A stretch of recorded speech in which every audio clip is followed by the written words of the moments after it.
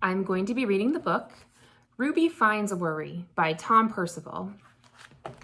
I'm reading this book with permission from Scholastic. Ruby Finds a Worry.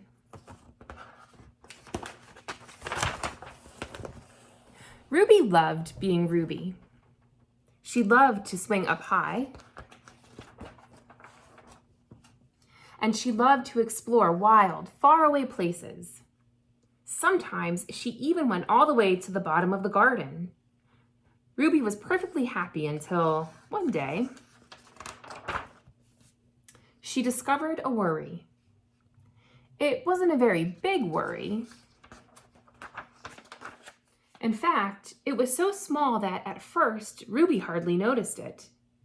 But then the worry started to grow. Each day it got a little bit bigger. It just wouldn't leave her alone. It was there at breakfast, staring at her over the cereal box. And it was still there at night when she brushed her teeth. The funny thing was that no one else could see Ruby's worry, not even her teacher. So Ruby pretended that she couldn't see it either. She tried to carry on as if everything was normal, but it just wasn't. The worry was always there, stopping her from doing the things that she loved.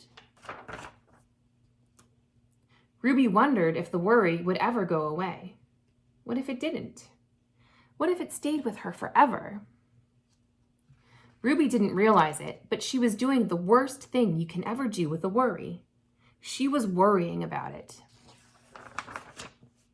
Now the worry was enormous. It could barely fit in the kitchen at dinner time. It filled up half the school bus. And it took up whole rows at the movie theater. The worry became the only thing that Ruby could think about, and it seemed like she would never feel happy again.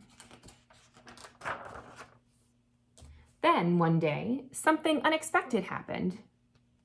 Ruby noticed a boy sitting alone at the park. He looked how she felt, sad. And then she noticed something else, something hovering next to him. Could it be a worry? It was. Ruby realized that she wasn't the only person with a worry after all. Other people had them too.